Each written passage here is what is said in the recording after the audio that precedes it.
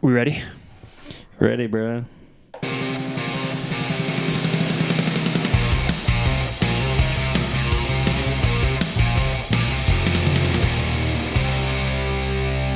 Hello and welcome into the Section 109 podcast from new Studio Breezy, the reimagined Studio Breezy. Wait, we're in a different place? We are. I think that the background's going to look more or less the same for most people, except that has a wall there now. You know what's funny is when you sent us a picture and you were like, this is what I'm setting up. And I looked at it and I was like, oh, it looks the same. And then I did a double take and I was like, oh, there's walls and not windows. See, You noticed that. I bet Matt didn't notice till we walked in the room. Did you not? No, there are windows right there. They are. There are windows. It's the same. The cool thing about the slightly upgraded/updated, we'll say updated, maybe not upgraded, studio here is I have much more wall space. So I'm actually going to, when we left our last place, we left it furnished and we've been renting it out monthly furnished. Nice. So we've had students there and all different people, but I have a ton of, I have like 4 more of these and I have a few, anyway. So I'm going to completely do the back. And Ella brought up the idea, which hopefully you can take this back, of putting up a projector and maybe painting a little mural on the wall. Ooh. We'll see. If you need help with that, let me know. Yeah, she shouldn't take that back. That's a good idea. She wants to also do the wall in a darker color first. To trace something with a projector image. Yeah, that'd be cool. That'd be pretty sick. So we'll see. Maybe there'll be updates coming. Maybe there won't be. Who knows? But we are gathered here, friends, to talk about the year that was and to do some New Year's resolutions. So New Year's. New Year's. You know what? New Year's. You know what? One of them things. In the old podcast, when we used to crack seltzers and stack them when no one knew how many were stacked. Dude. Crack a Red Bull here. Who did we stack? Peter Fuller. Yeah, okay. Sorry. Not to go deep and go crazy, but yeah.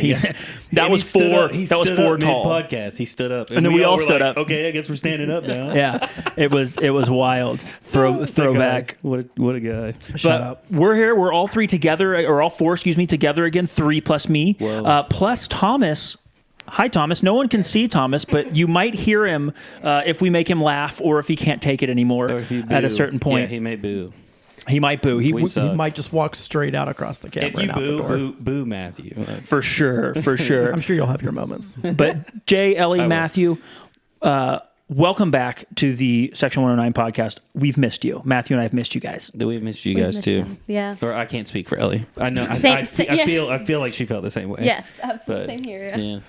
Matthew, take us through. I don't know, Jay. You can go somewhere, but I was going to let Matthew drive because he did a really nice show doc, and I'm on board with this. He has about 600 resolutions in his resolution thing, so I feel like we should let him drive. This is a mad heavy. I feel like. So absolutely. Let's before we start with resolutions, we're going to talk about a couple of player signings. Yes. We're going to talk about the 2024 resolutions that we had.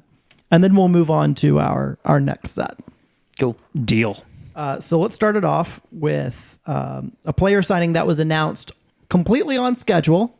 We could have held the pod. This is the one that that we talked about on the pod where somebody offered to hey, we'll tell you there's a player signing coming. We'll tell you what it is if you promise to hold the pod.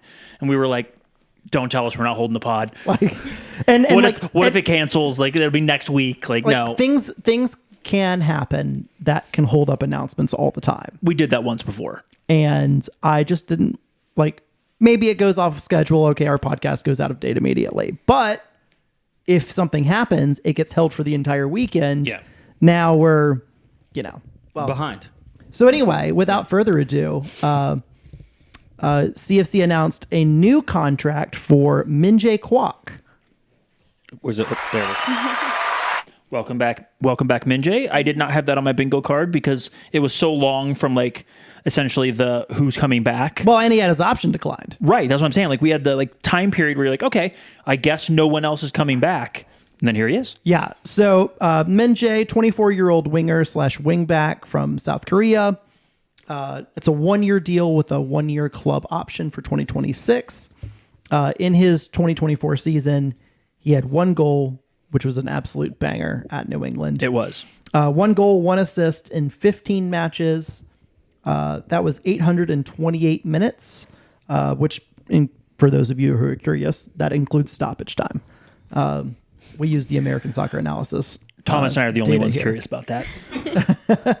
The normal people are not. So he was injured. He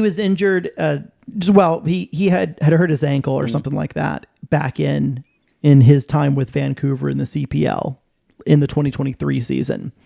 So was never Is this your announced. way of trying to talk about Halifax? No, we weren't doing that. But now it is. Sorry. I just haven't been on in a while. and hadn't come back. Like he missed the very beginning of preseason. Got back, got healthy. We signed him officially, and then right before what it was going to be his first game, he got hurt again. I forget if it was the same or if it was a different injury, whatever it was, and that set him back another month or so before he ended up debuting. So had a real difficult start to the season in his time here. And then I mentioned that to note that in the later stages of the Toronto away game, second to last game of the season, Chris's first game in charge as head coach, he also gets injured again, not 5-6 minutes after subbing on. And did not look good. He looked to be in a lot of discomfort. Yeah, and did not make the team the next week in the decision day game against Red Bulls. So option gets declined. Not a terrible shocker for that to happen on the back of an injury, given the time frame when you have to activate someone's option and maybe there's contract stuff in there. I don't know. But a new contract for Minjae. He previously played for Vancouver FC in the CPL, as I mentioned. He also played for former CFC head coach Peter Fuller at Syracuse in Nice in 2022. And he got a start in the pro game where we first saw him in 2021 with Cal United Strikers. So he'll always be a California boy to me. Welcome back, Minjae. And I think he's based out of there as well. Yeah, it just always, because I knew him from Cal United, he'll always be a California boy to me. There's some of those core players that made that Cal United team that stick around. I mean, we know of a couple personally, and that we also enjoy watching. But it's kind of crazy to see. Like some of them are. What was the kid's name? I'll never forget. Chile. Yeah, scored that goal. Yeah, does anybody? Where know is he, Matthew? Yeah, I figured. Hey, someone call Matt GPT. GPT.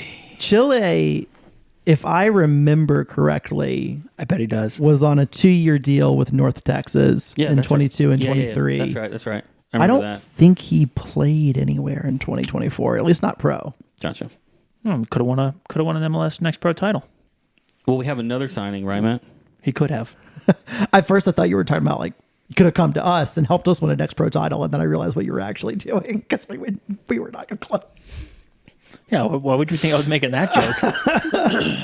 Matthew, we're talking about happy things right now, not 2024. Well, we are talking about 2024. Anyway, yeah, that's a name I haven't thought about in a second. Yep. That's my brain. Speaking of a player that was converted to right back, our second signing is someone that we're all a little bit familiar with. Yep. Yeah. Tate Robertson is back. Let that one ride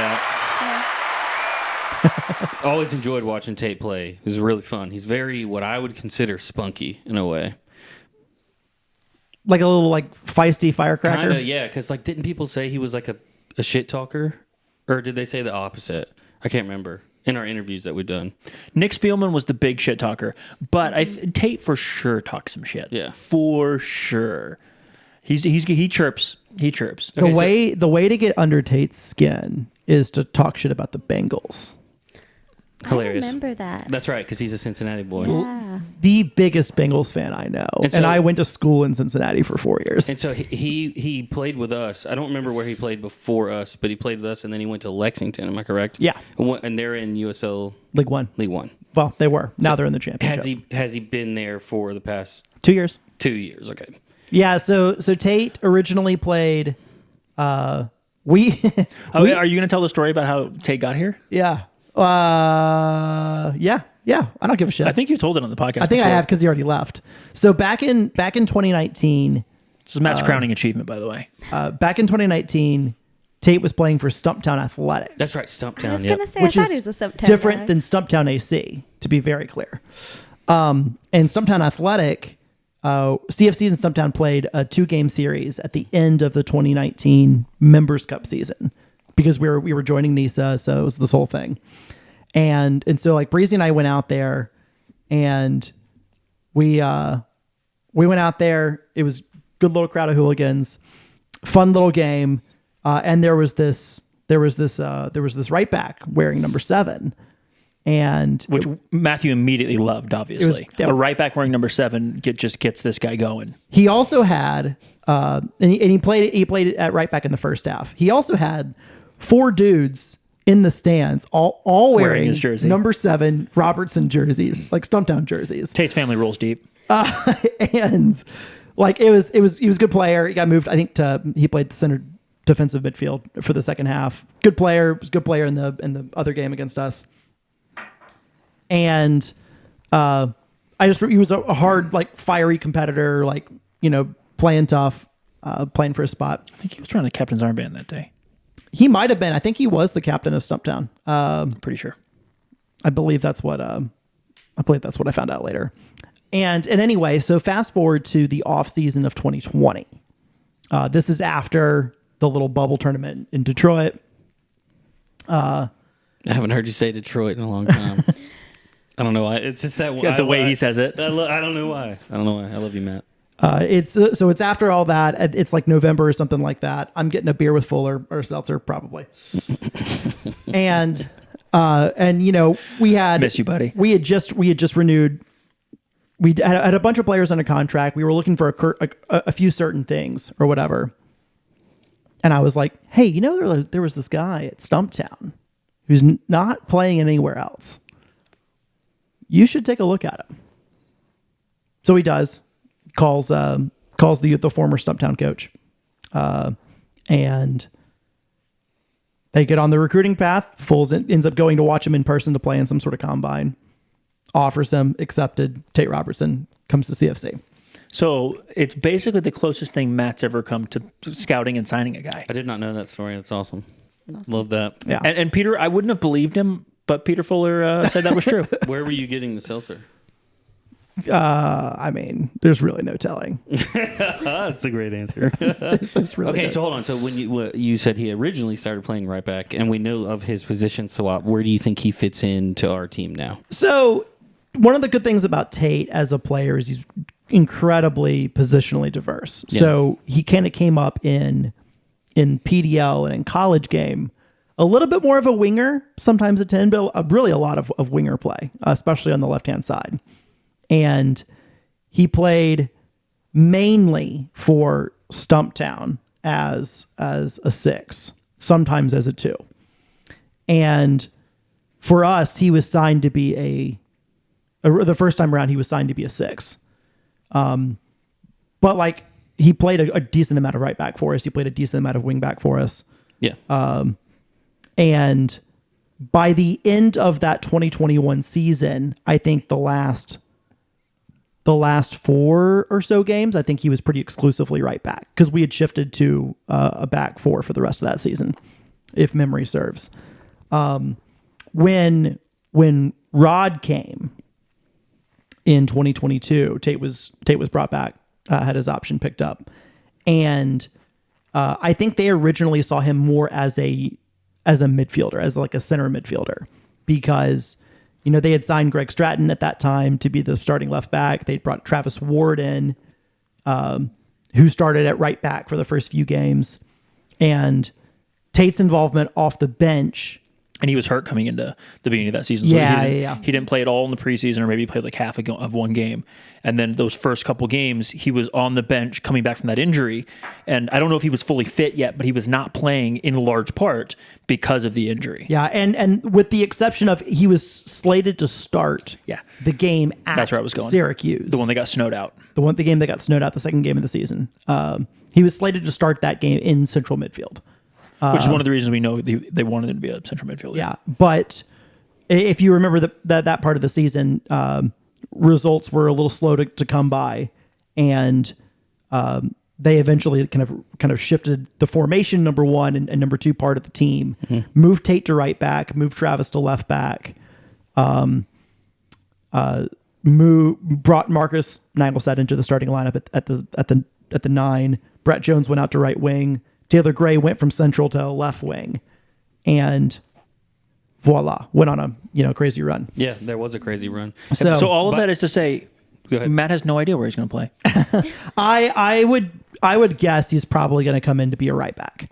I think they like the positional versatility. You think they'll let him wear number 7? I think. God, I hope so. I hope he picks it.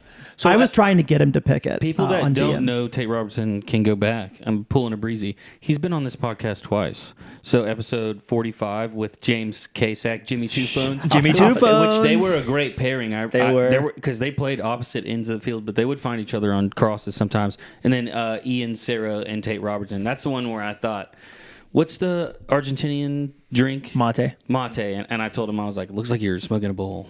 And he was like, that's tea, buddy. And you were like, sure it is. Yeah, okay, bro. So Hey, Toby. Tate's career at CFC, those 2 years, he made 62 appearances. That puts him tied for like 14th Nice. in club history. He scored a goal and had, I think, 7 assists. He goes on to play for Sporting Lexington in League One, has scored 4 goals, What a big yawn. assisted 9 times, and played in 53 matches there. He was predominantly a right back or a left back or a right winger or a left winger. Lexington, especially that first year, ran this godforsaken 4-4-2. And he oftentimes would play as a winger in that setup, but kind of doing the same sort of things that he would do if he was playing outside back for us. He can still really serve a ball. Folks will remember, and he had quite a bit of that. If you watched any of him at Lexington, he had quite a bit of serving the ball in. Yeah. Did he have 7 primary assists? Is that what you told me? 9 primary assists in 2 years. And most of those were 2023. He's very accurate with passing. That's Especially my- long balls. Yes, those are my if he was right back and Casack was like deep in the left, he could do. Those are the crosses I mentioned. A minute Yeah, ago. so I remember those. He switching. loves a big diagonal. Loved a big diagonal to Casack. The number of hockey assists that Tate had here was not insignificant. So Also, Thomas and Ellie, if you guys didn't know, I'm sure I've told you this, Ellie, but that he's named after Tobin Heath. Tobin Heath, and Mick Siskerud. Yes. Killed both of their careers, as Matthew always likes to say, as soon as I name my dogs after they were them. never the same players. Toby just had to And come like up and Tobin Heath was possibly the best player in the world at one point in time until the day that this dog was named. You really do. I listen. Toby rules. So does Tobinia.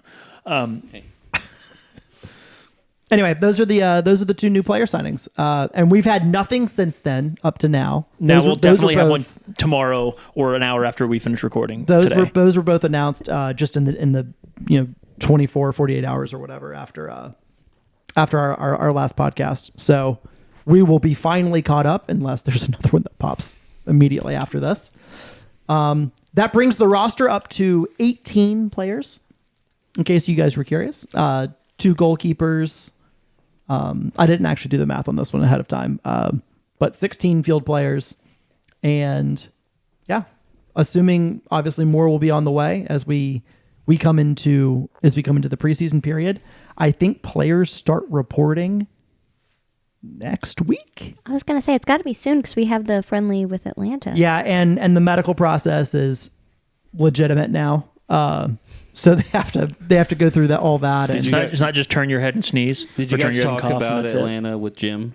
yeah, I didn't get a chance to listen to that one, but Yeah. I'm excited about that. So- I'm just excited to see like what is sort of kind of becoming a regular thing. Yeah, I love it. I just want to see Brad Guzan cry finally. It is, as somebody said to me, it is the battle of the old goalkeepers because our goalkeeper's 40 and theirs is 41. I mean, last time we had them, we made 3 people on the back line look like they Miles should Robinson, never. right? Yeah. Is it Miles? Miles, Brad Guzan, and Who? I don't even know who else. Someone else. Yeah, they all remember someone the they probably name. shipped out. They all remember Damien. Yes. I mean, So did a we. lot of Atlanta fans. I'm kind of hoping that we go again and they Brad Guzan is like every time it pops up it's like not again. If he would just please just pass directly to whoever's in that position instead of Ali Jaimez so they can just cross it to Marcus, that would be sweet. I would love a replay of that. I am going to guess that They take it a little more seriously. that somebody it will never become like the focal point of like the thing. But I'm gonna guess that somebody is tasked to going to Ronnie Dahlia, the new Atlanta United head coach, who was formerly at New York City FC and won an MLS Cup a few years ago. I'm gonna guess someone is tasked with going to him a few days before the game, and it's like, hey, by the way, just so you know, 2 years ago this happened. Don't let that happen again. You think it's Garth? I think it's Garth. Oh yeah. I do think it's Garth. But yeah, That motherfucker's been embarrassed enough times by us. I don't think he wants to see this happen again. let's move on to the resolutions portion of the podcast. And I say we make Jay and Ellie go first once we get through the beginning part, since you and I have monopolized a lot of this. What are we doing first? Are we looking back at 2024? Let's look back. Okay. Because I think there's going to be a theme for our 2024 resolutions.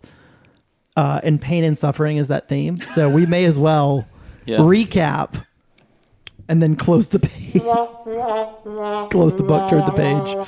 I should have got some extra headphones so Thomas could hear the soundboard. That was a sad trombone. I can start with mine. So I'm guessing the on-field is what I did first, and I said win a home playoff game. It's kind of hard to do that when, I said women's to be in the top 2 of their league would be awesome. Not quite. Not quite. These are, what am I trying to say, audacious?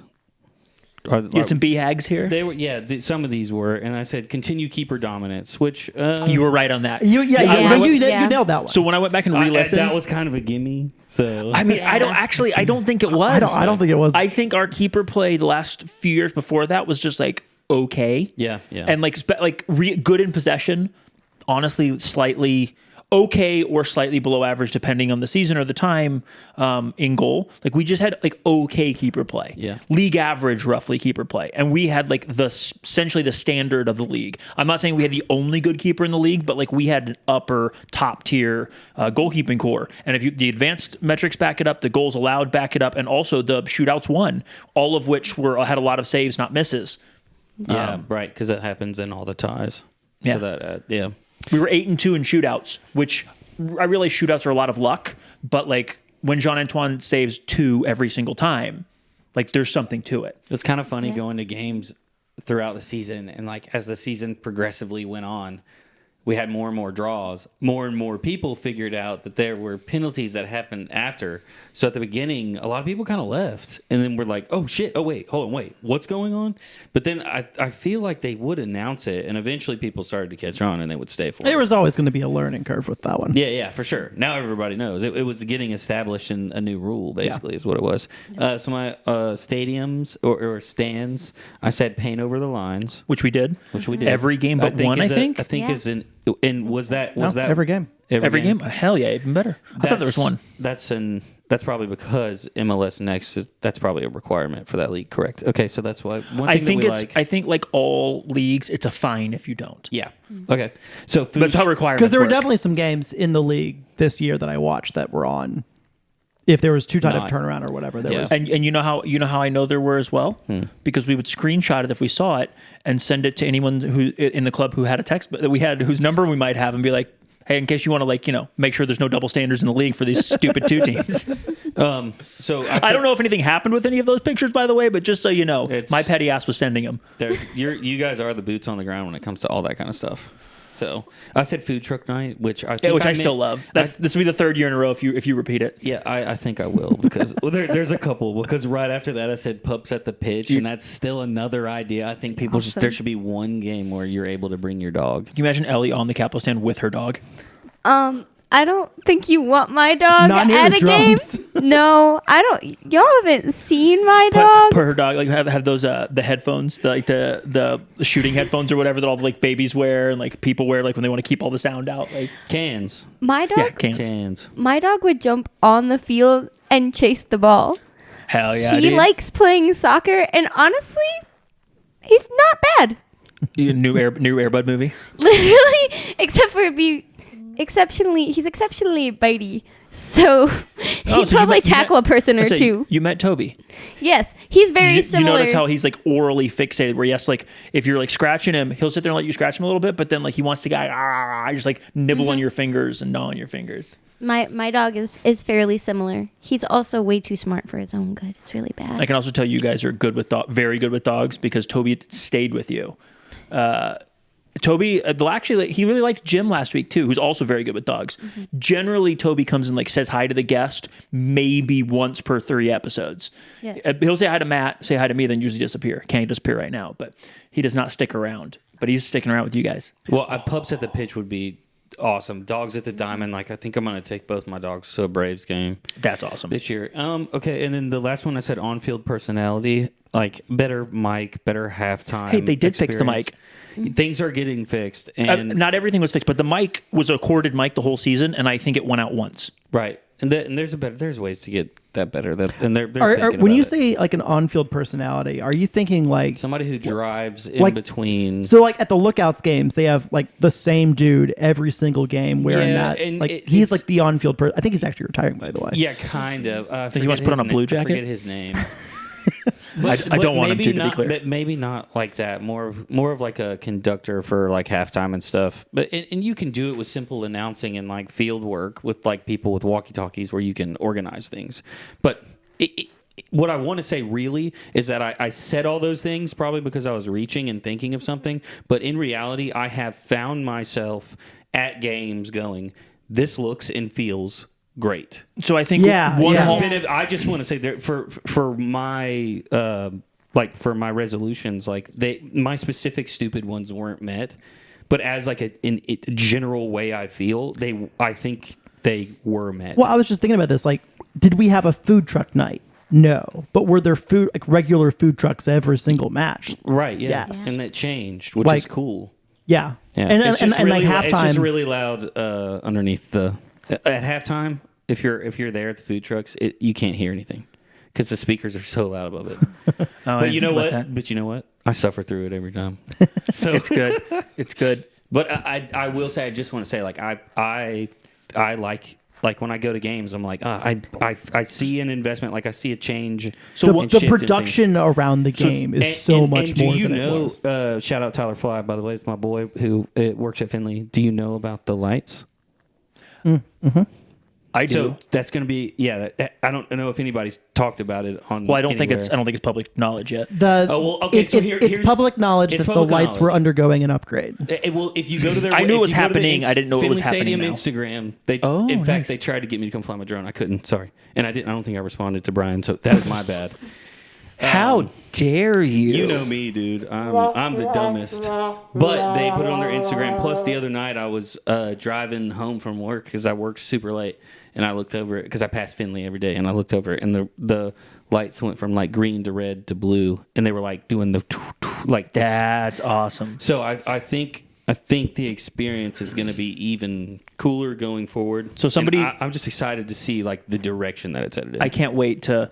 I think it's going to be really cool if they're the same LED lights, which I was told a while ago. I didn't know they were being installed now. I was told a while ago, like, hey, Finley's getting a light upgrade at some point. Installed.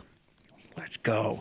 They're going to be. Dude, did you go to Huntsville this year at all? No. So when they score, all their stadium lights go me, Yeah. and it is like it's a little bit cheesy, but it also kind of rules. What I don't want is full blackout. Like lights go off, lights go on, like that kind of like big strobing effect. I want to see good effects, like make them do cool things. Yeah. But don't black out. I would like to see I'm gonna blue black out out. every game. I'd like to see Yes. like all the lights go blue. Yeah. And No, like that's like the whole. That would be because I think bouncing off that green field. I don't know exactly how it would happen, but I think it would feel very like a Smurf just exploded. Well, Thomas and I were talking on the way over here, and we were like, what if we could we get a whiteout or a blue out game for like the fans and get the lights to start going and like something like that? That would be really sick for a game.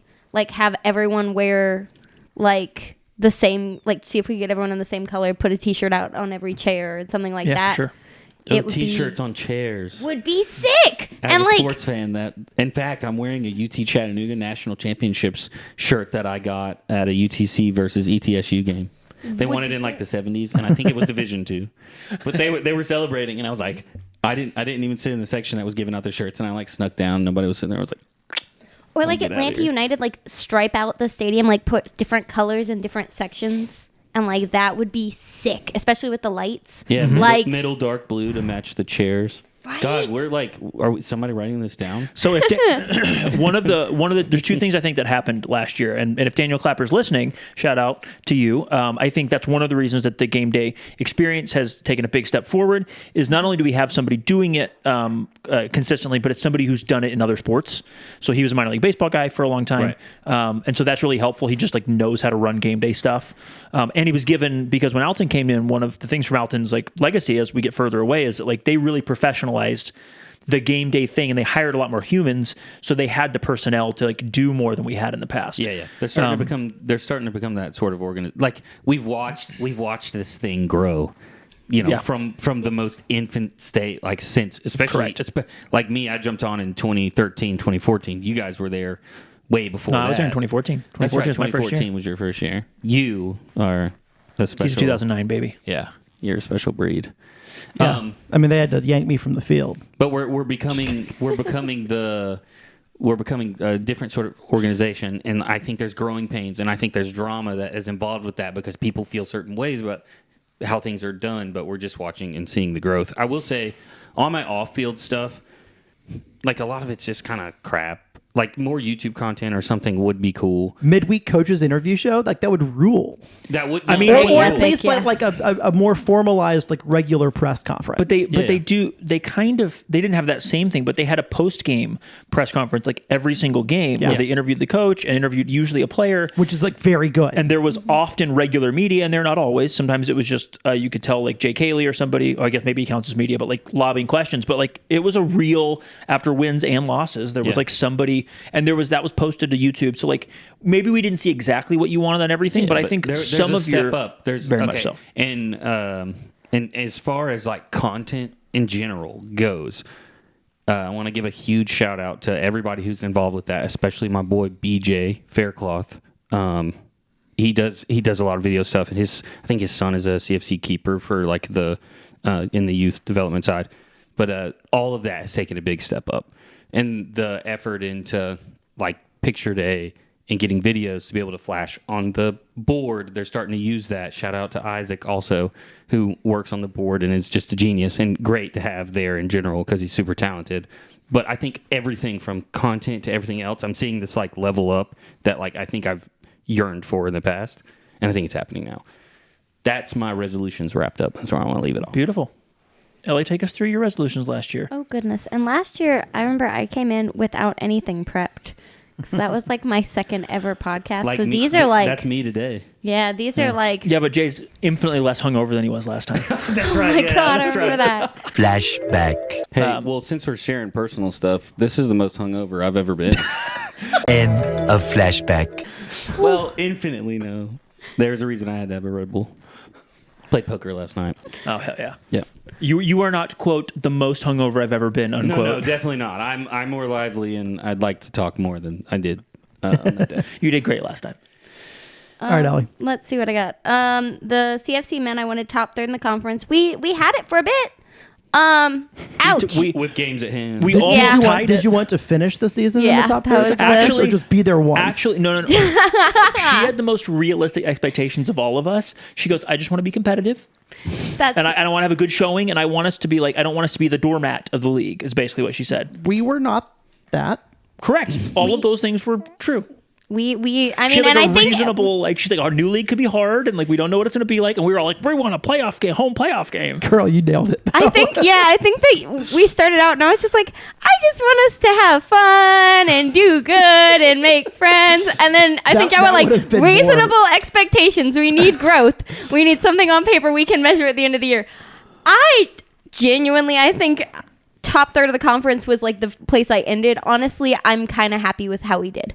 Like, I know that we didn't end like top. I would have loved us to have won. I would have loved us to get a playoff at home. But like, Tied we for sixth. weren't. Yeah, we weren't a doormat. Actually, you know what? We were tied for Hang sixth. on. Let's get something right about these expectations here. Top third of the conference is top 5. Yes, You basically wanted a home playoff game, but unlucky, pretty much, yeah. which is the same thing that we wanted. Just phrased differently. A little bit, yeah. I don't know. I sat down. No, I rewatched it, It's and I only did Matt. sit down, and it took some pushing. Like I had to talk it out for a little bit to figure out exactly. But yes, I think we landed I'm just there. fucking with you. Like we 100%. You were originally on the like, let's just go have fun and make friends, and that would have been better That's for all literally of us. my turns whole out. personality. That's literally how I am 24/7. It's like, let's just go make friends and be okay.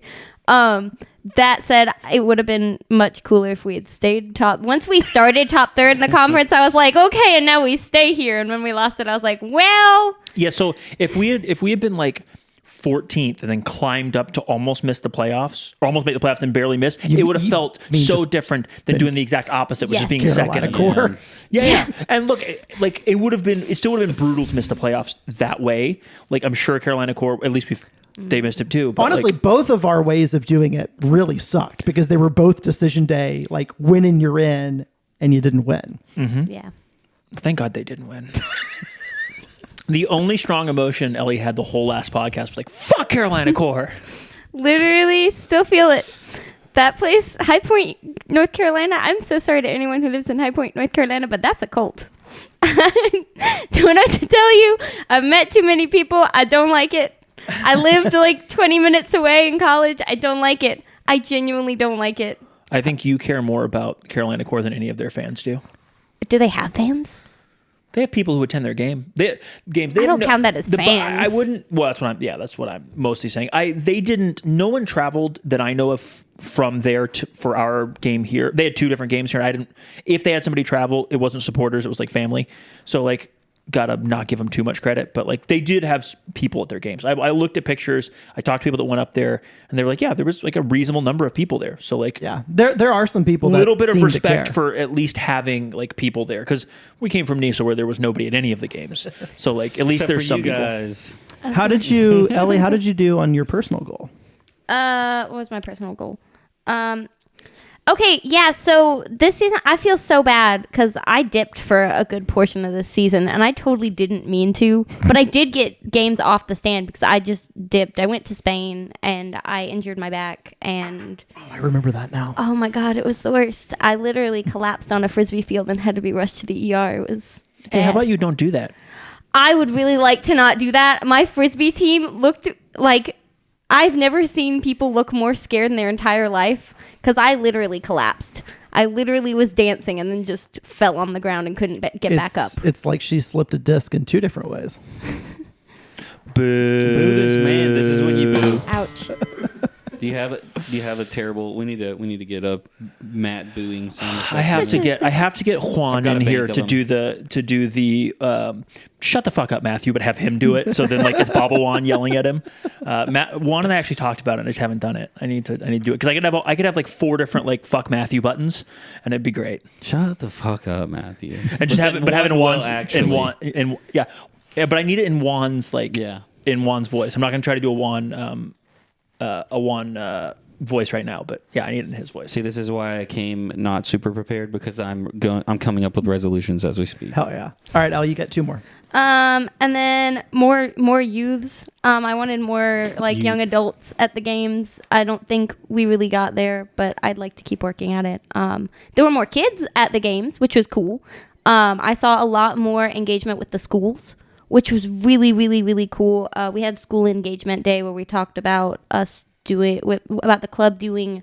Did you do the schedule release last year? My school did the Yeah, you schedule did. release. It was amazing. That was really Yeah, cool. that's what I thought. Yeah, so That was we big got props on that. I don't know if I ever said that. Yeah, you but crushed When that. I saw it was you too, I was like, yes, let's go. I told my principal about it, and he was like, I was like, so CFC wants to do this thing, and he was like, where do I sign? How do I? And I was like, so would we like to make a connection and be friends with CFC? And he was like, yes, immediately. Press all the yes buttons, and I was like, I can connect the 2 worlds of the places that I'm at most of the awesome. time It was and so make an cool. easy transition. So yes, and Yeah, then that was cool. my school on top of that had a day where like they offered nice packages for the students and the teachers and the families and everything to go to the games, and they did it with the high school and the other Catholic school in town. So the 3 of us and like the players got to walk my students got to walk the players out onto the field, and like it was great. And so I think on a like engaging with the schools and young families and the community, and like from the education standpoint, I think CFC has done fantastic. I felt like subjectively I saw more diversity, meaning it wasn't just completely lily white stands. Yes. There was a little bit more like, and we've talked about this a million times on this podcast and off, but like you want the stands to reflect Chattanooga. You want the stands to look like Chattanooga does. Yeah. And I'm not saying we're there yet, but I think the 3,600 people, which is a record on regular season attendance, like it more closely resembled Chattanooga than it has, I think, in any other year. And I think that like there was good progress there, at least subjectively from my point of view. You know, the appeal I was talking about, like going to a game and seeing social media and seeing all that. I think that I think that the one leads to the other. I think it's a bigger event for regular casual folks. Casual than it ever has been. Or even like more deeply entrenched football lovers that are like, this feels legit, not like just like a team that I'm going to go see that might be in NISA. Where I think I have some friends at least. They're like, no, I don't want to go see that, and they're like, oh, MLS Next Pro. Oh, they go to a game, and they're like, oh, the screen's really big now. It's been a while, you know? Like, yeah, that's been there for a while, dog, and it's really cool. And they're like, this is dope. I'm like, I know. You're a bitch for arguing with me. You should have come to the game. And now thank you for being here. One of the things I noticed in the Miami 2 game is that there were a lot of people, like, walking around looking just a little bit confused, some of them in Messi jerseys, and I just want to know how many, and I think it was close to 500 people truly that thought that maybe that was Inter Miami. Hilarious. I truly believe that, which by the way, good. Yeah. Happen more. Can we have that happen more frequently? Because if there was 500 people there, and let's say it was 500 people's first game, hell yeah. Yes. That would be awesome. That would be awesome. If they do the split. Yeah, because we had them twice away. So if they flip flop that, we'll have them twice at home. Bet. Okay, I'm down. Yeah, I think on moving forward, getting more like young from like 20 to like young 30s would be great. That's the like population I'm not seeing that I think is kind of strange to me. Does Matthew count as young 30s? No. I'm no longer in that. No. Sorry. But we can round down. Can we? Just say 20. Just say 20 because he's really 60. It did. I was gonna say something that's interesting. Being, 23 to about 28 or so from 2014 season to like 2018 season or whatever is like those playoff runs. And we got to remember regular season is not playoff runs. Yeah. But like those playoff runs like felt like every friggin' 25-year-old. Yes. Like, because it was the thing to do that weekend. Thomas was around. Yeah, Thomas was one of them. Now, I do think all my friends I do think we saw a little bit of progress on that front this year. A little bit, but I want drastic change. I agree. I want drastic change. We aren't attracting it, and part of it I think is we don't have $5 tickets anymore. We don't have $5 tickets, and we don't have like $4 beers. Exactly, and so we don't control our own revenue. We don't control the stadium. Yeah. And so, like, I agree. Like, I want to see it too, and my hope is that we do see it some more. I think we saw maybe like a small improvement there, but like nothing towards where I hope it goes, because like we're all getting older, and like. Where are all the new folks? Not just for the Chattanooga, but for people. Like, no, there's you, but like there should be more than just like I shouldn't be able to be like, well, there's that one and that one and that one and that one that are new, and then all the other humans are my age. Like, yeah, it concerns me. That's one of the few things this upcoming season I'm like. But also I want to point out too, we had COVID, which like made it weird for everybody. We had the seasons after that. We had this weird period of time too, where like. I don't know that we got a ton of new fans during that period of time of any age. And so like your fans are just going to get older by that if you don't get new ones during that period. So I think especially for people our age and people who came into loving it all sort of at the same time, I think there was a catalyst for a lot of that growth, which was the World Cup in 2014. Mm-hmm. And the deep playoff runs. And I think which coincided with the World Cup, the deep playoff run right then. And just a crazy atmosphere. Just your first season was 2016, which was Hartley saved and scores the penalty to win it. Miami against Miami. After a guy put his thumb in Greg's mouth. If you want to watch that goal and a lot of other legendary goals, you can go to our YouTube channel and watch the goal special we did. You can also watch me breaking down that play as my favorite moment ever on YouTube. It's one of my favorite top 5 sports moments, probably top 1 sports moment for me in CFC history. Did you drag me to that game? To where you are now. Did you drag me to that game? I legitimately think that the family dragged me to that game and I brought a book. And I think I sat in the stadium and read. Hugging a Chattanooga, I don't remember who was falling over our drums. Like, Yeah. I don't know if y'all realize this, but like, I didn't technically join the Chatahooligans until 2021, I think. I went to games before that, but I sat like as far away and read a book. Like I would go to the games and I would find my favorite book and I'd sit and I would like, you would sit me, I'd be sitting there reading. And like everyone would get super excited. This is a nice soundtrack for my reading. It was like, oh, cool. The best part of the book. Very Oh, and rhythmic. we scored. Man, it is the best part of the book. You're right. Like, But the thing is sorry, I just like punched you. The thing is you were there. And so like that put a Technically. butt in a seat, and like even when, and that's I think is a beautiful part of like the Chattanooga soccer scene is like it does catch people who probably you wouldn't think they'd normally be at a game. What to wrap all that up though, that catalyst of to try and get more fan engagement. I think 2026 is the next World Cup. So Next year. I think like we really got to ride that. oh yeah. Yeah, missing I- the World Cup hurt CFC for sure, and hurt soccer in this country set us back a long Yeah, way. and I'm not exactly sure how to do that. I don't know what the answer is there, so don't come to me. But taking advantage of that being a hot topic and us existing commercial, like running commercials, etc. Just different strategies are out there. I think those are important. I'll be really curious come December 2025 when the World Cup participating teams choose their host site. If we get somebody. Well, Baylor's getting somebody. Well, Are they In actually? theory, no, not like they're not guaranteed. They are They're available. approved. They're an available host. Got it.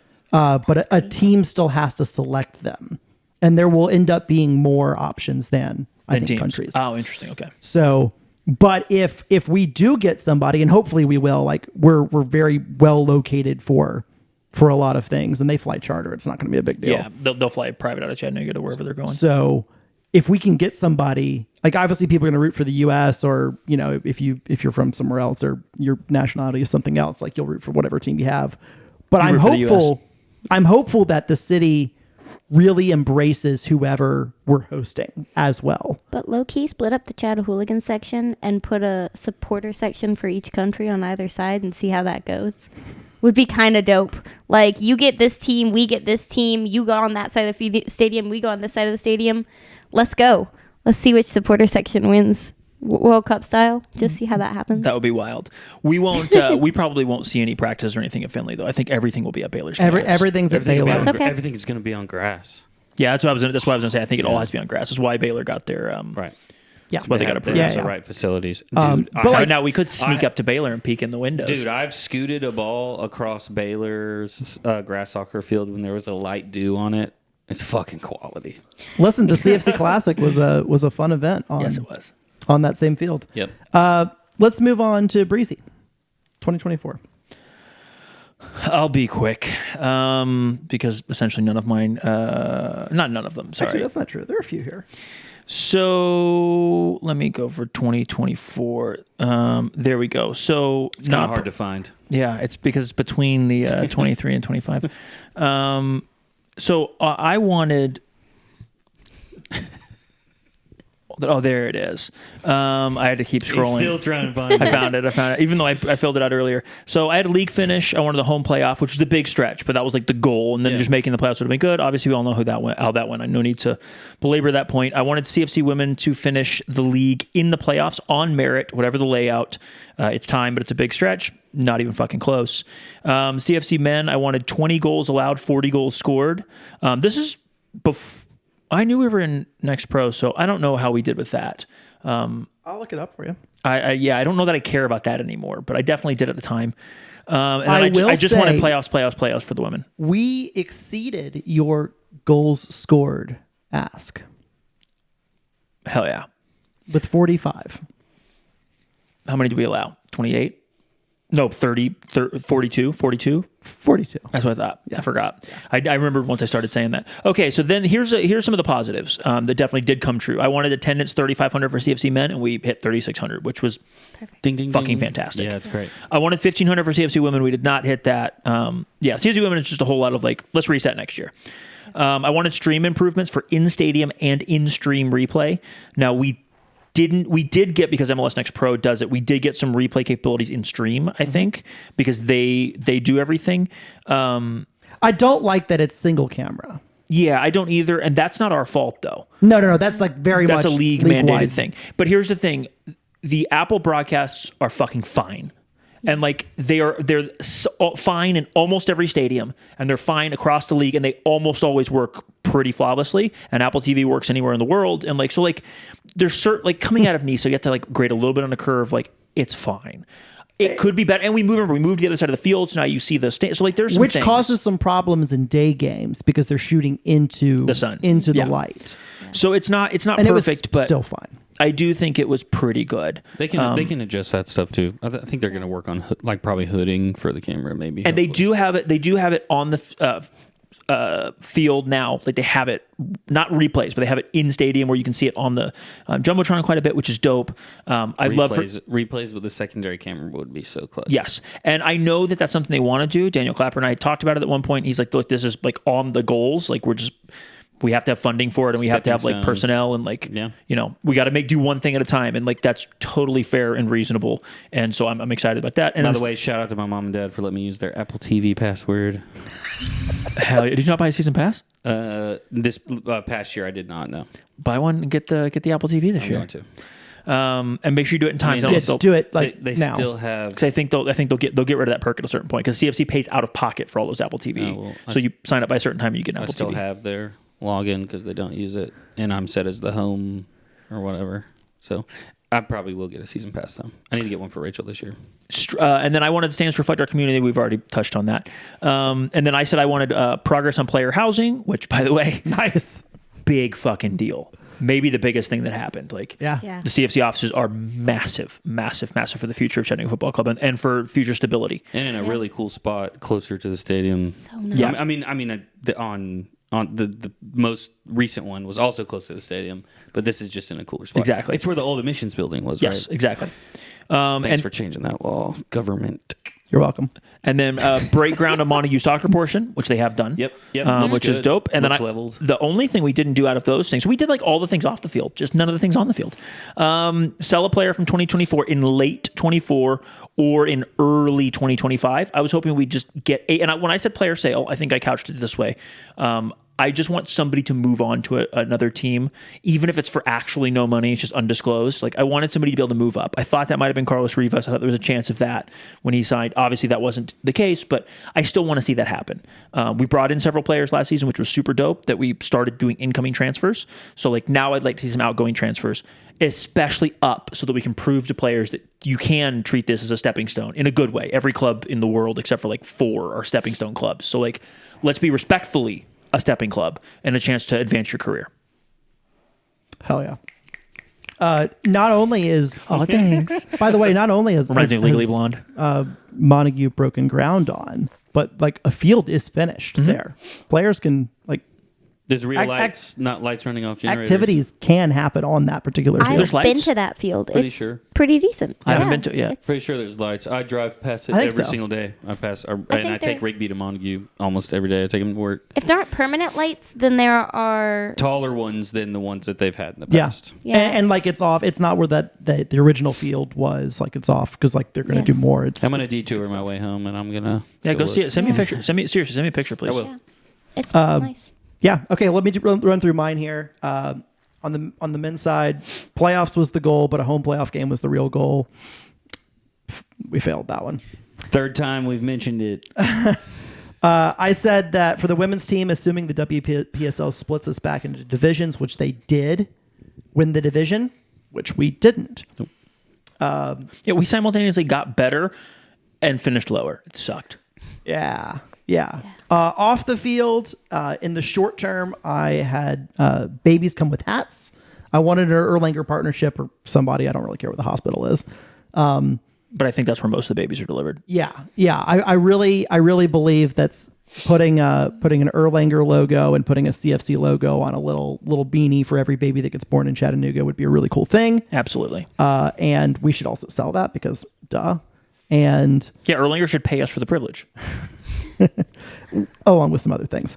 I wanted us to actually paint Main Street, physically paint it blue, which is a fun idea. Still want to That'd do be that. awesome.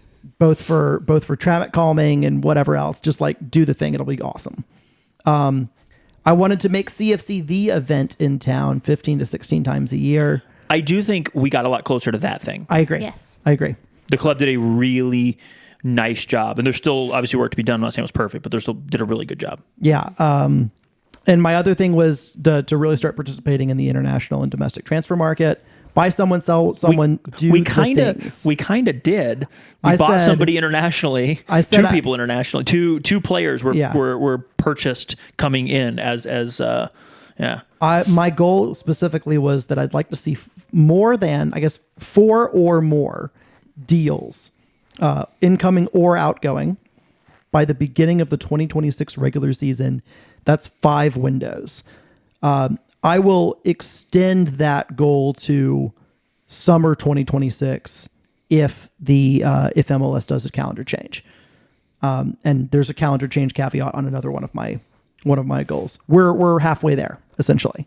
So if anyone from this current team gets bought in the offseason before the regular season or whatever, that'll count. If we buy someone in the summer or if someone gets bought at the end of the season, that'll also count.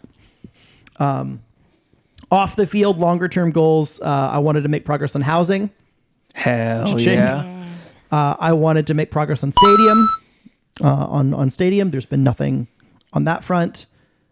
Training facility and indoor facility. Those things would be amazing. I mean, like, I think they're still looking at like the bigger, longer term stuff, but there's nothing that is Also, getting reportable. We had a truly ridiculously busy, in the best possible way, like 6 months where we joined a new league and bought and started construction on a new headquarters. And like, so to your midterm goals, I think I'll speak for you here, but These are longer these are term longer- goals for a reason. and We we got one of them. well, we essentially got 2 of them. We had gotten the league news already, but like join a fucking different league was our goal. For years. And like we joined a league and then started building player housing and team offices, which helps control revenues, helps control player, like it just everything that's good about it. It's a big deal. And so like, yeah, the Longer term goals not getting done in 1 year is not a big yeah, that's where I was going. Yeah, it's not. It's just not at all. I would like to make some progress. A lot of times, progress on things like that, on the longer term stuff, Is invisible. You is don't hear invisible. about it. You won't hear about it until it's actually there. We didn't hear anything about housing in public for however many years. All of a sudden, bam. So Did you hear that too? No, Okay. no, my ears are just hot. That's why I'm moving. That's why I'm fidgeting. No, I heard a thing in his mic, but I don't think it was. Oh. Which is completely unrelated that only Jay's going to care about. I think I need to. It's echoey in this room compared to the last. I think I need to put some. Talk about it post podcast. I think I need to put some sound probably. deadening. Yeah, you have some large parallel walls. all right. Well, with all that being said, let's Matt's move. like, get me out of this. Let's Well done, move Matt. on to Keep the train rolling. to the 2025 resolutions. Boom. Jay, You want me to go first? you've been hot and ready, freshening them out right now. Yeah, so. I've been Are you pushing just calling some- Little Caesars? Hot and ready, dog. Let's Hot see. and ready, hot Let's and ready. See where my it's fucking hard to find, Matt. 2020. Okay, brand new resolutions. Okay, y'all's is so lengthy and mine's very. I copied and pasted a lot from last year. Did you really? Well, we didn't hit any of my last year ones. So I just, Yeah, that's funny. Okay, so my first one, I'm gonna do. I'm gonna do my podcast resolution. Yeah, do whichever you want, We didn't whatever talk order you ab- want. We didn't talk about our previous podcast. oh, let's talk about our previous podcast resolutions. You're Yeah, right. so I can go find that. So that's what we'll move to now, Matt. Is the Podcast resolutions. from 2024, which I can do. I've got. I was tell yours. I've got them pulled up. Yeah, I'll start. Mine is more camera angles. Not yet. Not yet. Breezy and I talk about it all the time. Yeah, this room's gonna make that tough, but we might figure it out. We'll make it Well, you and I need to sit down at some point and I brainstorm. think there's things you can do. Better clip / standardize your template and editing and stuff. Big, huge, fat W on all that because you're making clips. You're using AI like a good boy, like a good government. Thank God. Dystopian good boy. Excuse me. Thank Rod. I'm so excited that AI became a thing for clips. Like it just makes. Yeah. And it's working. It's working great. Like cutting it, making them look good. I'm enjoying that. And then a YouTube push. So for try to get more subscribers and viewers for our YouTube channel. We haven't mentioned that now, but I want to go over like a new intro for you or something. To where like each time it's a very standardized, introduce everything, and don't forget here's these things, just to start pushing that and pushing people in that direction. Well, you and I need to make there's probably a graphics package like on every YouTube video. See a little guy pop up and be like subscribe and like points at the like button or whatever. You like do all those graphics. That's a thing that like I'm sure is an asset that you can just add. And like I don't have any of those things. I just remembered I got you a studio license, so I did tell you about that. Yeah, you told me that. So yeah, I got you one. So that being said, like the YouTube push, it's funny because like when you first start YouTube, you're like, I'm worried about this. I'm not getting that many views or anything. And it's like, nope, fuck all that. Just keep going, keep pushing, and be consistent. And now there's been a little less consistency, but you're still posting you guys' podcast the majority of the time. Thank you, by the way, for still doing that because I'm so freaking busy. But I do plan on trying to do more, which I feel like I say every year and then I don't. But I think now we're at a place where it's like sit back and look, and it's like, okay, there's data to work with here to try and push things in a way. And that's something I want to help with, helping you edit clips, all that stuff, but also move into a direction of like just pushing it out there a little bit more, which you're doing with clips and stuff. So, so there's real data behind it that I can understand. Is that your 25 resolution on top of 24? Or do you want to just go straight into your 25 resolutions since you were doing the ones that would be back to back anyway? What do y'all want to do? I can go straight into my 2025s now. Well, I was going to say do your 2025 pod, and then we'll do Ellie's, and then back and forth. Yeah, I'll do my pod. Although I don't know if Ellie had any, I think, no, she did actually. So for pod resolution. My pod resolution would be to just keep helping in general, kind of like I said, and help Breezy with whatever you need from the tech side of things, blah, blah, blah. All that stuff I basically already said. The next one is the ones I want to do. I'm realizing now, and this is our Section 109 podcast therapy session. I'm realizing now that I'm not as good as the like game recaps and stuff. You guys just go into flow state with that. So they're my favorite to listen to, and all my friends too. So I think I want to try and lock down more interviews this year and be on those. Because that's where my true skill set and the thing that I love to do is interviewing people and getting them to go a little deeper than they think they can. So I just think for stuff like that. And then record player sound bites, which we just talked about a second ago. Legends and current. Try to get some people in here to make some stuff for, because like the cheers and stuff is. No, we've been talking about getting a good sound. The only one I have is turn my mic up. Reed yelling, "Turn my mic up." It's the only one, and it's like not as useful as I thought it would be. So like, I need some player sound bites. If you've never listened to that episode with Pete Woolcock and Reed Farnsley, you should. What an episode! What a man! Yep. What man? But yeah, and then there's things for the set that I want to help with, which leads me to mention the keg is dope. Thank you. The keg is dope. The cajon was a special thing for you because it was your friends, and it looked cool too. But the High Wire Brewing, Asheville, Derby. This is thanks to RIP. Thanks to the mayor. Thanks to the mayor. What a guy. Those are my podcasts. So, which we did reschedule the mayor's interview. We did. We postponed it after the podcast curse was born. So, hopefully. Yeah, I saw y'all's jokes. Hopefully that stays on schedule, and we'll have that later this month. I read them. Cool. That's awesome. Ellie? I had very few. Again, last season I didn't prep anything for resolutions, so my resolutions are small. Last season I had Be on the Pod more, which compared to last year, mission accomplished. You were on it more. You put tinfoil on your head this year. Yeah, it's still the greatest clip we've ever had. I forgot about that. It's the greatest clip we've ever done. My friends saw that clip and they thought it was funny because I like help you and Matt, you go, yeah, Jay's done this before. I also got flayed for my food takes. Oops. That was one of my favorite things is learning what ridiculous food takes I thought, and to be fair, Matthew's way worse, but like I thought Matthew was the only one with wild food takes on the pod, and like turns out also wild food takes. Whoops. I talked about stats. I have not had time for stats, and I don't see that changing. So stats are on the sidelines for right now, and I don't see that coming back for a while. And then I had get more stuff for the interview pods, and you did, whether you know it or not, you had like a bunch of things changed on the interview pods, both from you having suggested things, you having put questions. I think you rearranged some order stuff. Like, yeah. And we can still continue to make progress there, but I still want to continue, and I think that's rolling into my 2025. I think I put down like continue to make changes to those interviews and make them more personalized, continue to adapt the questions to fit the players that are coming in. I feel like it'd be awesome to like be able to have the players walk in and say like, what would you like to talk about the most, and be able to kind of tailor the interview towards them so that they can really show off who they are, instead of having like a list of things that are pretty standard, getting to kind of change it up based on the person so that people can they can deep dive into stuff. love it. I fucking agree. So I don't know why the F felt like no. That's the Section 109 podcast way. There was a certain person told us not to curse and started cursing more. I agree, because you said a deeper thought that I had that I just didn't say.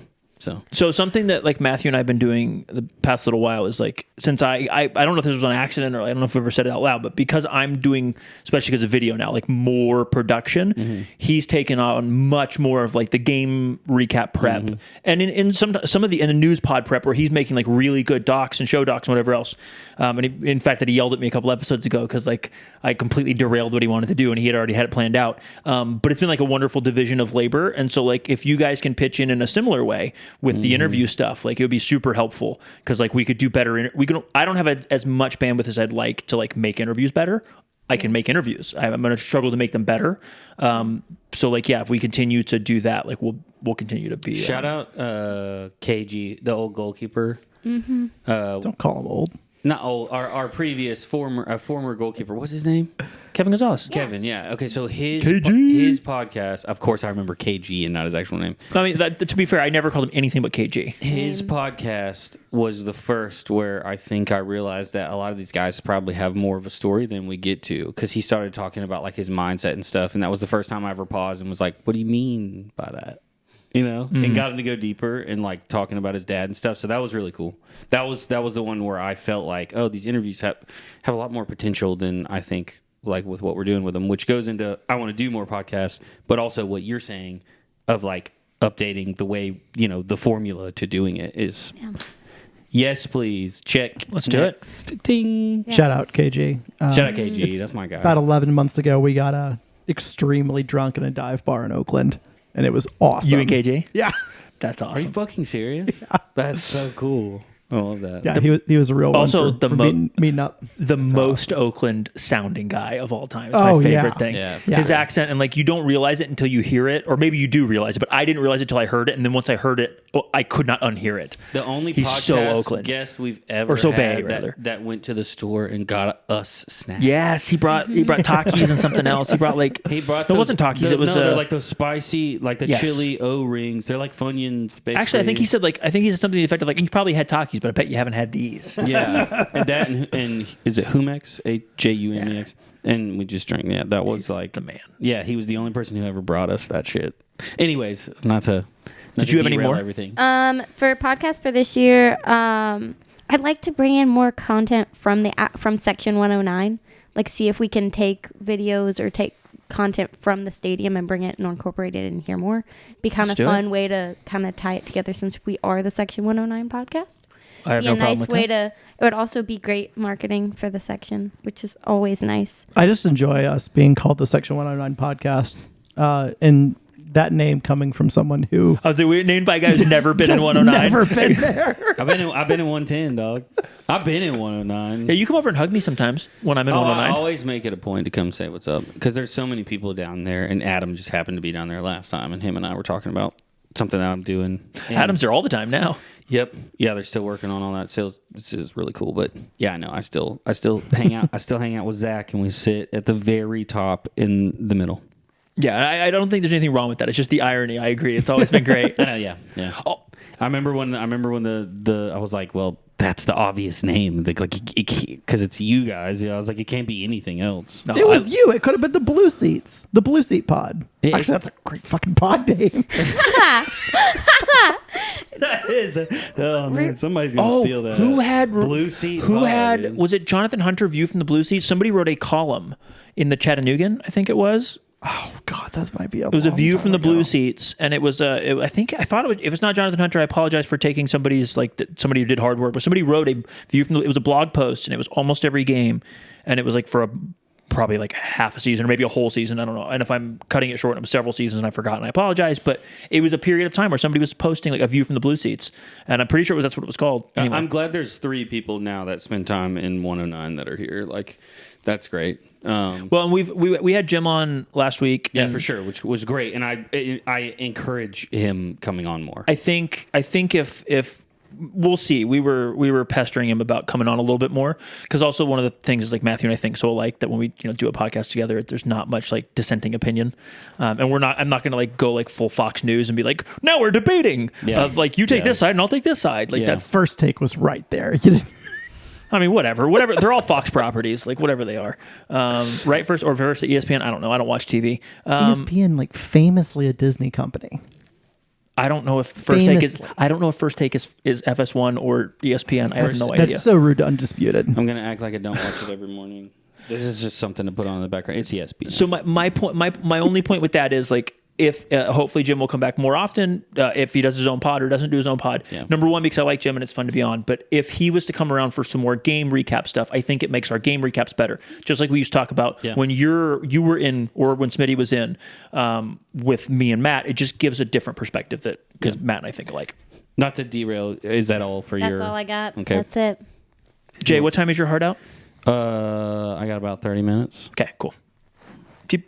Do it. Thanks for moving your meeting, by the way. I want to put that on the podcast. I got you, buddy. There we go. My podcast resolutions for this year were this past year wanted more guest hosts. Yikes. More interviews. Yikes. And host a live show with a live audience in collaboration with the CFC. Yikes. Yikes. I still be down to do that. I 100% still want to do. I still want to do that one. I don't know what the right time or place is. I had an idea. What?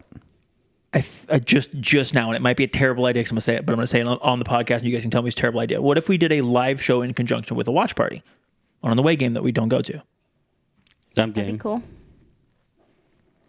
We have the technology. Yeah, I mean, sure. A live show, collaboration, something. It would be slightly easier that way, I think, as a logistical lift. Probably. There's less chance that nobody shows up, which would be the embarrassing part is if we do a live show and literally no one shows up. Yeah. On the interview side, I'm not gonna like re-up, just like put that down for 2025 because that's a stupid goal because like my life just gets different for the next 4 or 5 months or so. Also, he doesn't even like talking to players. I'm just putting words in his mouth, being a dick. But like, I do think in conjunction with like Jay, especially like your goal about being on with players more and like doing the interview stuff, and maybe you, Ellie, like we tend to do a lot of our like game recaps, especially early in the season, just whenever like we both have a free block of 2 hours. And it would not work because it's at any time. You never know, but oftentimes it's at like 10 a.m. Yeah. Or 7:30, 8 a.m. occasionally. Like it's just whatever time we can do that definitely no other humans can do. If there's like a Monday morning block from 8 to 10 a.m. like during session, that might be the 2 hours I have to then go to Nashville right afterwards. Right. Which obviously doesn't work for normal working humans. But I do think if we can bring in like get more regular interviews going on. I think that falls for us, and I think we could feel like where you're at, but it also goes with their practice schedule. Yeah. Too. So it's all about their availability too, which Breezy and I kind of found a sweet spot around noon here for a bunch of players that like, it's not like the old NPSL days where they're like, well, I don't have a car. Yeah. Now they're like, most of them have the cars and shit. Yeah. Yeah. So like that we can, we can work on figuring out their time that also might mesh with yours. Yeah. Let's do a Venn diagram and find that center part. Another thing I think would be really interesting is related to interviews, but also like kind of bringing back something we did in 2019 when we first started the podcast, where we did do some long form interviews, But we also We did did some long ass fucking form interviews. but we did like also some really quick, like Yeah. 10 to 15 minute Who pods. is? Yeah. Who is? Yeah. I think we should bring that back. Yeah. And not necessarily just for players. We can do players, we can not, whatever. But we should also like the front office grew from about 6 people to like 40 people overnight. Yeah. And Well, it was 41, but sure, shut up. Damn, the podcast. the podcast may be shit. cursed. Sorry, Alton. But like one of the things I think would be really interesting is, we've got like Sam Click has been on the podcast. Yeah, shout out. Cam But Slick. there's like Alex has been on the podcast. right, but there's like 4 or 5 people that like work for Sam now in ticketing. Some of which like listeners have as their ticket representative. Like what if we did a series, and I've already talked to Sam about this, by the way. But like, what if we did a series where we brought, those ticketing people on, Yeah. 15-minute pops, a little bit of, for listeners to get to know them a little bit, for them to share a little bit of their story. There's so many people that it's just unrealistic that we can do an hour interview on everybody. I'd even be down to do it at the CFC office if they'd be willing to have us. Yeah, To have for sure. everybody, Well, and at like, work, and they they can can- just scoot into it and then go back about their day. And No problem. and I think, the communication side and the social media side can also... We pitched this to Alton after the podcast, not knowing he was going to get fired a week later. Yeah, but like if we could do But he that, was like, all "Yeah, of a that sounds sudden, great. We'll there's send him over." There's some kind of cross not communication, publicity. Like the club can also like use this Yeah. and shoot it out to like, here's a 15-minute interview with your ticket, like your account executive or whatever it is. Yeah, that'd be fun. Oh, so you have a different idea for those, because I want to ask other people in the office what the most embarrassing question that gets pod safe that I can ask them. Oh, we can 'Cause I want still to do the oppo. We can and have still like, we can still do that ahead of time. Sure, but like, I think it would be a really interesting thing. Like we have a medical department now, and like those two folks would be prime for interviews and things like that. So that's something I think I want. We do something new by doing something old. I think would take our interview game to a whole nother level. Wise words from Matt. is that all the podcast stuff you got? Yeah, I'm not going to put any numbers or anything like that on, because I think that was, we pod hunted at the end of 1 year, and just to hit a goal, and I don't want to do that again. So like, let's do good content. Let's do different content. Let's adapt a little bit, and let's have a fun year. So I said during 2024, I wanted to get a dedicated pod camera. Did not do that. I wanted 60 episodes. Did not do that. Wanted 15 men's players. Did not do that. Wanted 10 women's players. Did not do that. And I wanted 100 YouTube subs. Didn't do that. Well, didn't get there, I should say. Not even do that. Let me go back to, now I did, I'll go to mine, and there's going to be a theme for these. So I changed them a little bit. But I want 3 clips. My first goal and most important goal, I think, I want 3 clips per non-recap episode, and I want to record in 4K. I would like to get a pod camera eventually, but like, I'm going to put that on hold for a little while. The phone's fine. I might still get it, but with Ellie going back to school, like, I don't know if I want to spend the money. So anyway, regardless, for that personal dive, like, I want to do 3 clips per non-recap episode, which is a big lift for me, and I think really important and really fun. And I want to record in 4K, which will make those clips drastically better. Yeah, I think having another setup for, like, even if I set up my camera, like my phone, I have a 15. So just being able to, like, maybe I throw up my phone, I record it, and then I airdrop it to you, and then delete it. Then you have 2 angles. That's to true. mess with. That's true. That's something we can talk about after this. Yeah, for sure. Sorry. No, you're Rabbit good. You're hole. good. I was gonna say it's a longer conversation because I have some thoughts on that, but I need to ask you questions, and I don't want to do it on the pod. But yes, please remind me of that. Yeah, sure. I do want to do 60 episodes if possible, with 15 men's players and 10 women's players. Like, I think that's not a reasonable overall number, because 60 episodes is a fuckload. But if I do 60 episodes in the pod next year, I think I'm going to have had a really fun year, because I love doing this. So I still want that to be the goal. I don't want to go pod hunting. I don't want to I'm at 57, better get 3 more. Like, if we get to 60 because we did 60 fun episodes, I think that would rule. And I still want to interview at least 15 men's players and 10 women's players. And that's going to be a push, because the 10 women's players is really tough because of how short their season is, but I want to try it. I still want to get to 100 YouTube subs, which we're headed there. We added I think we did 36 episodes last year, and we added, I think we were at 50 something, and now we're at 80. So like we have some subs. Most of our listeners are still on audio, and that's okay too. But yeah, I want to keep pushing those YouTube numbers because I think YouTube is fun. And the last one that I thought of during this podcast, I pulled a J here, is I want more pods with beers.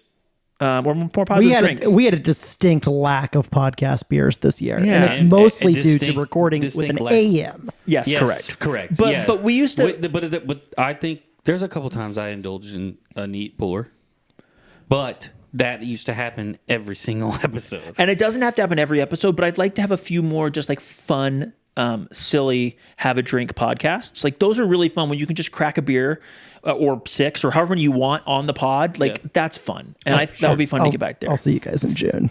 Yeah, Matt's lame. All right. So I'll go back to Jay and Ellie, and you guys can give yours. I'm sure I'm going to go pretty quick on mine, I think, but I know Matt's got about an entire book written here, and we've only got, about 20 minutes left. So, yeah, what do you got for your resolutions for everything in 2025? Like as far as CFC, Yeah. I forgot. I'm like over here just like daydreaming. I just said on field. I just said like improvement, and I think I just meant like let's sustain the continuation of improving and see where we can. What's that mean? I'm not gonna say home playoff game or anything. I'm gonna say I just would like to see us higher.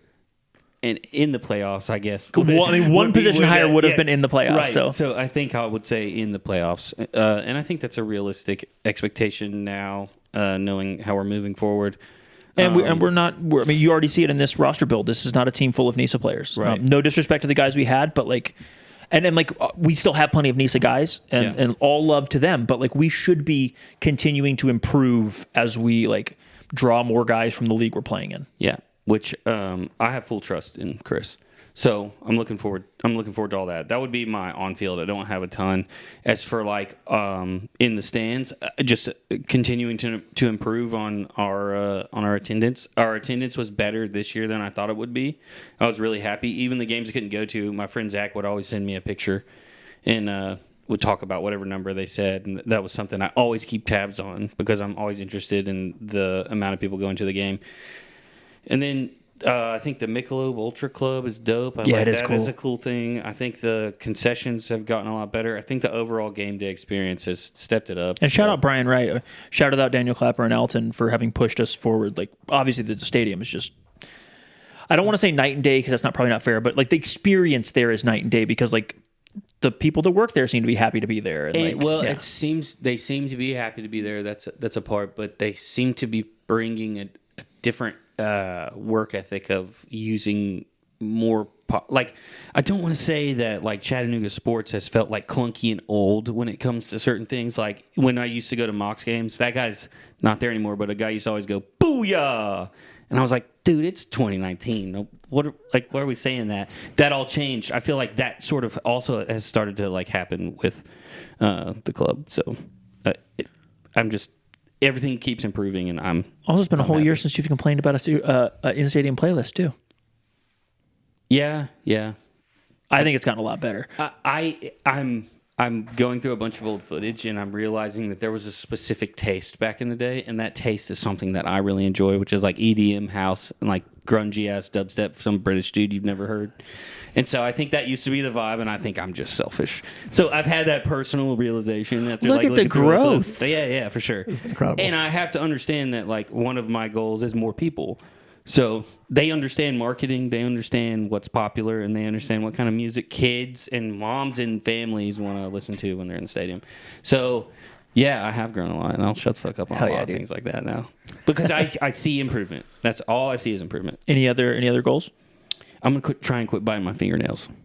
Let's go. I watch college football. Just smash your finger. You know what I've been doing to help quit me? Generally help me quit biting fingers. I've been cutting them super short with every time they get anywhere where I could bite them, I've been trimming them before I can bite them. So they're so difficult to bite now because I can't stop otherwise. That's which is so gross. That's my only other one. So, Hell yeah. I see constant improvement from the club. So I'm in years past, I've been like, oh, well, I think I should do this. I think this would be better. And I may have sounded like a little negative, which I think I did. And I had good intentions, but now I have no room for that. So Hell yeah. I'm only happy with things so far. Good job, CFC. Bidding. All right, Ellie, what are your resolutions for the club in 2025? Pretty much stayed the same for like staying in the top third or like whatever, staying competitive in all leagues, women's and men's, right? Continuing to grow as a team. I want to see more signings. I want to see more young signings that we can, I think that stepping stone, like get a player in that we can then sell for a lot of money and continue to expand our signings and grow in that way, would be super helpful for us. And I really want more attention on the women's game. It's just the difference between those games, especially from the capo stand, is stark. It's brutal. It hurts. It really hurts. And so to see any like an expansion on the women's games would be not only like it would just be amazing. Like Agreed. I think I might cry. Do you guys still think that Finley Stadium is the right place for the women's team? I think Because like we've had this debate before where we want everything to feel to really feel the same. The same, like, yeah. Yeah. And and like we've also made choices, and when I say we, I mean like the club like has made choices to give them their own visual branding. They wear different jerseys. So like there are some differences on purpose. Yeah. And I'm wondering if a long-term question is, should they play in a venue that is not as big as Finley? Which, by the way, is a question I have about the men's team as well. Which is a fair question.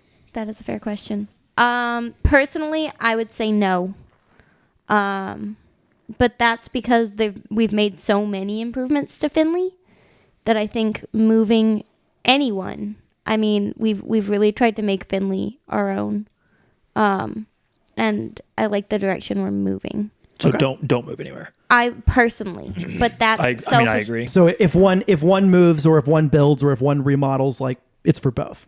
I think personally, but I think a lot of that is selfish because I like the improvements we've made and the movement we've done, and I don't want to change that just yet. We had a really big year of change and a lot of chaos. What do you mean? And we don't have a CEO and we have a new coach, and like, you know, we have a new coach for both teams actually. So like new coaches. So yeah, I would like some fucking stability as well for my own little heart that is not ready for change. You haven't done anything yet, but that's typically stability is like a common theme of your resolutions for the club. So yeah, I think I would like to stay, and I'd like to just continue to see growth. Off the field, I want to get back on the capo stand again. No injuries this season. No injuries. No travel this season. Just being here more, and also continue to expand the hooligan section, which comes from expanding attendance, and also getting more capos still, and continuing to do that, and continue with training. And we're going to keep going. We did really well this year. I was really proud of Jay and Vic for both stepping up so well and doing such a good job. not me, by the way. Sorry. If you're wondering, I just wanted to clarify because I'm sitting right here. The better microphones to the each better other. looking Jay. This is fair. Which one? Him? The better looking Jay. Yeah, for sure. Well, not. I mean, no offense, but not you. No. I agree. It's okay. And then I want to see more events, not just in stadium that are like pertaining to like the community. I want to see more events outside of the stadium, like in the wider community, besides just like watch parties. Like CFC being in more places, hosting events, would be kind of fun. Going to a bar and hosting an event at a bar just for like meet and greet and hang out and whatnot, I think would be awesome and would get more visibility. And so I think that's my big thing for this year is just getting more visibility. Beautiful. All right. I was pulling up their community impact Instagram post. 181 events. I know. Which is insane in itself. I know. I want to see more. I want it to keep going. I want like every week I want to hear about a CFC event that's going on. Like Heike, I think it'd be great. You heard the girl. I'll do mine, and then I'll let Matthew close this up. Same as last year, I want CFC to have a home playoff game. The minimum acceptable result is just making the playoffs. Yeah. But like, we've been in the league for a year. We should be able to correct many of the things that we didn't know, learn, whatever else. I want a home playoff game, and I won't be super upset if it's just a playoff game. But like, we missed the playoffs, like it'll be a real problem. And I think for expectations wise, for the women, it's just I want to make the playoffs. Like, I want them to be a lot better, and I'm really fucking tired of the women's team being bad or like mediocre at best. Like, that's a bummer. And that shouldn't be like that. So those are my like two, like on the field, goals for this year. It's just pretty simple. Like, they should just both make the playoffs. And like, however that happens, however that works, home playoff games obviously much preferred. Like Jay mentioned something in the last podcast. We haven't had a home playoff game that we've won since like the NPSL. Like, it's time. And that was like a electric spark in every summer. The summers that we had this electric growth, this huge growth curve was. Playoffs. Did you know they're in the semifinal? Yeah. Anybody who hears semifinal, it doesn't matter what competition you're in. You're like, oh, hype, let's go. That's my opinion, and for sure. That's my bro brain, I guess, the way I said that. But that's how I feel. For off the field, kept it pretty bland. We did 3,600, which is amazing. I don't know if this is reasonable, and I probably just could stay at like the 3,500 as the. But I want 4K. And I don't know if that's genuinely possible, because at a certain point, like per capita, like it becomes like crazy. But I hope we average more than 4K for the men's. I'm putting that as a goal, not just a hope. And then I want to break the women's WPSL record. I've said this before. I think it's only like 22 or 2,400 people. Maybe that's the Southeast record, not the whole WPSL record. Regardless, I want to break that record. And the only way I think we realistically break it, if I'm being honest, is making the playoffs. But I think if we get a playoff game, we can absolutely break that record. And that's what I want. And then I already said my podcast once, so I'm done. Hey, thanks, buddy. It reminds me of Legally Blonde. Isn't it Legally Blonde where they snap? Yep. Okay, for me, I want to make the playoffs as the bare minimum. I want a home playoff game. Women's Shocking, team. we have the same resolution. Women's team, I want to win the conference division thing, whatever it is. I just want to win it.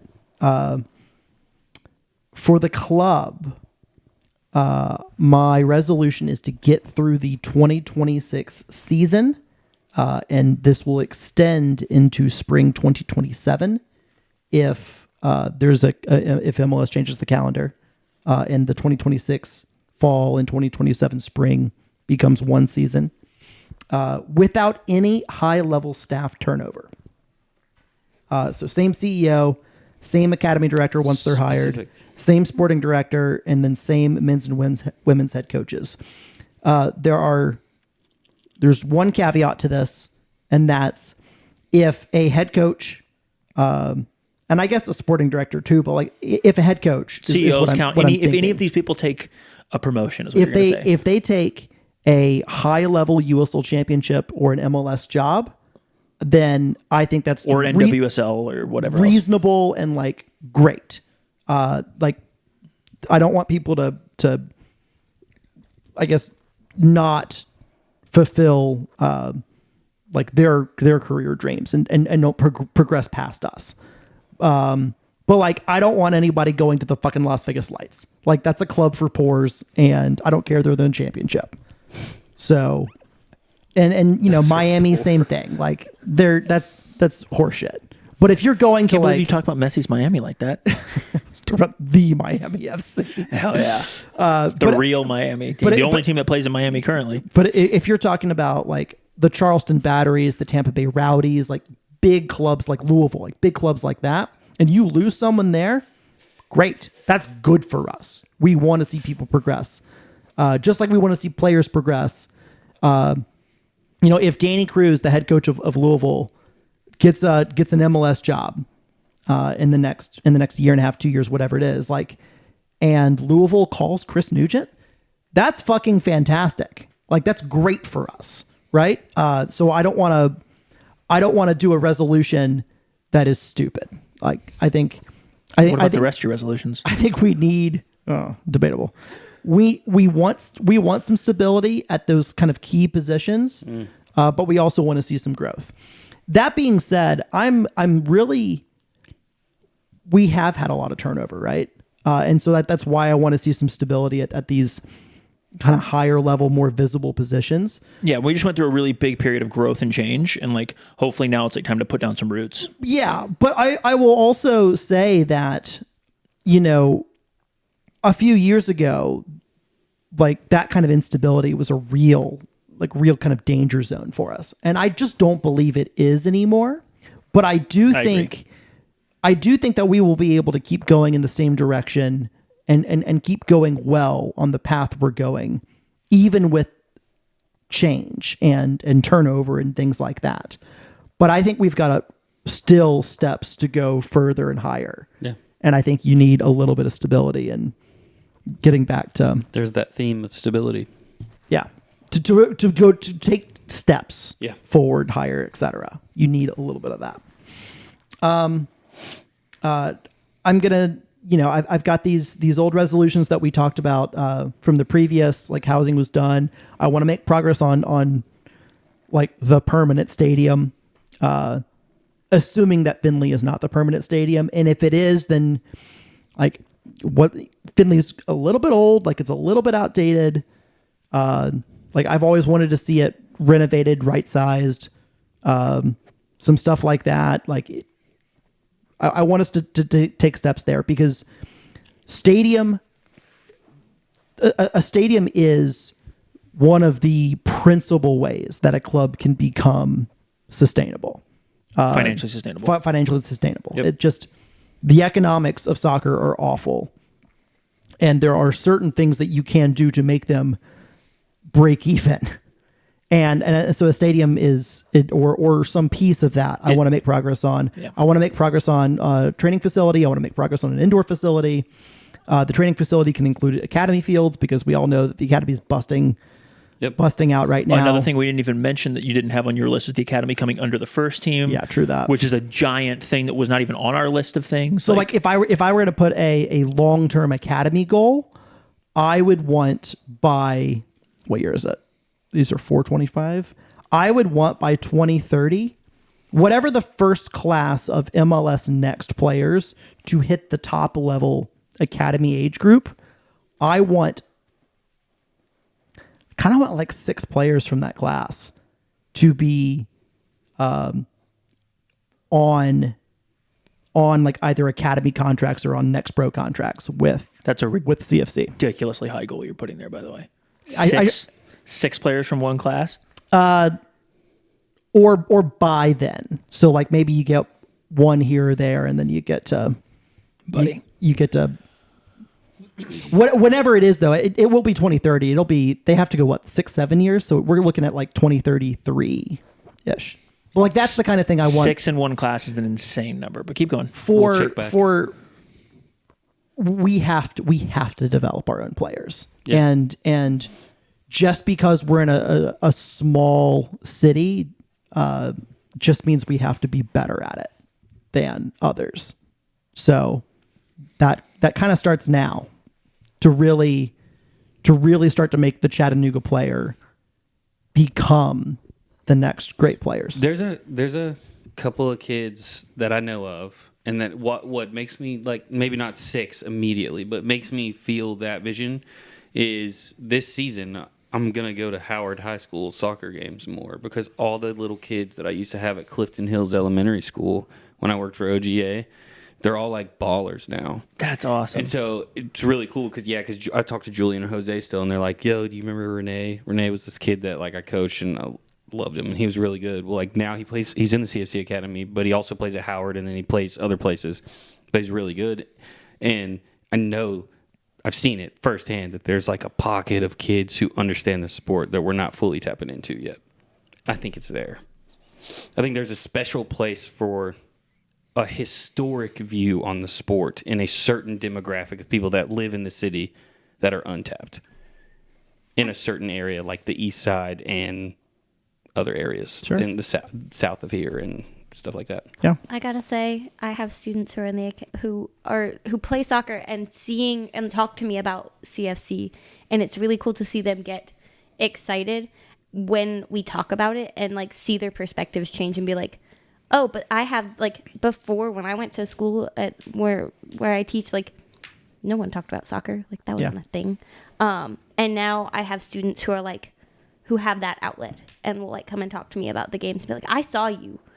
You're a soccer person. We can talk soccer. Yeah. And I'm like, yeah, let's go. And so to see that, like, to know that CFC gives that outlet, I think it's there. I do think it's there. Couple more things I awesome. want to see. One of the things that is most wrong with youth sports in general and youth soccer is the ridiculous demands that travel ball puts on you. And I don't know, I'm not super into the academy side of things, so I don't know like how often they're traveling. I don't think they're traveling as much as like some of these other like crazy teams are. Yeah. What I want to see is they're going to be like the MLS Next teams are going to be traveling a decent amount. That's just part of how that league works. But what I think I'm caring a little bit more about is for the rec kind of players or just like the regular academy players. Yep. They shouldn't have to travel to get meaningful games. And so one thing I want to do, and hopefully a future training complex that includes academy fields that can host tournaments and stuff like that, can be a central location where if you are in our region, and I mean like, Cleveland, McMinn County, all the way down to like Fort Payne, Alabama, we're a central place where people can come, not travel that far, like just, the same day type stuff. Don't need to get a hotel, don't need to spend all that extra money. Can come and play games and then go back. So that like people in our region, whether they're in the city, they're in Saudi Daisy, they're in Cleveland, they're in Dalton, whatever it is, they've got places to play. Yeah. And I'd love to see more of that. I don't really know if there's, remember like the super old days where we had like 5 different affiliate academy type things, like the rec associations. Yeah, you had like the Camp Jordan and Reed out, and then I'd love the one in Hickson, North River, and we've got Shout that out to the Harris. We've got that partnership with NGSA in Dalton. We've got that partnership with the one in Fort Payne. Yep. And GSA is also in Rome, I think. Yes. But like, why can't we get those groups, especially the higher level players intertwine in those particular teams, to be able to play more games against the other kind of affiliates? Yeah. Attacking the region, because like high school soccer is like insane in North Georgia. You shouldn't have to always have to drive to Atlanta or Birmingham or whatever to play a game. Which is a state regional thing for them to be able to tap into some of those because they're close in proximity-ish. Not as close as they are to us, but they are close to an in-state big city. But yeah, being able to create some sort of premier competition. Yeah. Like what's the Local. Scenic City Cup? Yes. So like something And Riverfest. Something about that where I think like injecting a little bit of intensity into that maybe. Yeah. I don't know how to do that. Sorry. But just seeing it would rule. I hate saying this stuff, and I'm like, they should just do that, bro. Real quick, babies come with hats. I want to see movement there again. It's a good. To be fair, It's funny because I read your list and it said babies with hats, and I was like, oh yeah, that's right, the beanie. We are He wants to be so ubiquitous that everyone knows that babies come with CFC hats. Yeah. It's weird if they don't. That's what he wants, and he's right. That's how it should be. It should be weird. Like your baby didn't get a CFC hat. That's weird. We're 2 transfers down. We've got 2 to go on my goal on that side of things. I want. I'm re-upping this one from like 2022 or 2023. I want to see a U23, and maybe even closer to a U20. That's a good one. Development team that competes in an amateur league. Yeah, I think our ideas were like NPSL or something. Yeah, back then it was. I mean, is it league for clubs? Is it just UPSL so you can play a little bit more year round? There are already 6 UPSL teams between Rome, Dalton, and Chattanooga area. Is that what the Dalton FC? Is that where Danny Valenciano is that what he plays in? Yeah. Shout So out like Danny. if we can have one of those teams, the rules allow you to drop, I think, 3 players on pro contracts to be able to play in those games, and you'll be able to flex your academy players, like your higher level academy players, into there to play against like better amateurs that are could be 20, could be 30, like grown men, like Danny Valenciano, for example. That probably grows a medium between the academy and the Exactly. Yes, and some middle ground. For the well, you look at Darwin, who was here all year last year and part of the year before, and just signed a pro deal with us. Which hell yeah, it's awesome. But he didn't get to play high level minutes competitively. He just played a few friendlies with us. He could have, if we had a UPSL team, played on that UPSL team all year playing against grown men. Yeah. And along those UPSL lines, I want to see the establishment of a kind of Scenic City Cup like thing, where those 6 teams are in 2 different conferences. I think it's like 3 and 3. Yeah. And one of them, or maybe 2 of them, are brand new, so they haven't even started play yet. But like, if we have them, especially if we get our own team, but I think it would be bigger and better if those 6 teams competed against each other in their own little competition, and the winner of that round robin thing, whatever it is, got to play a preseason friendly against CFC.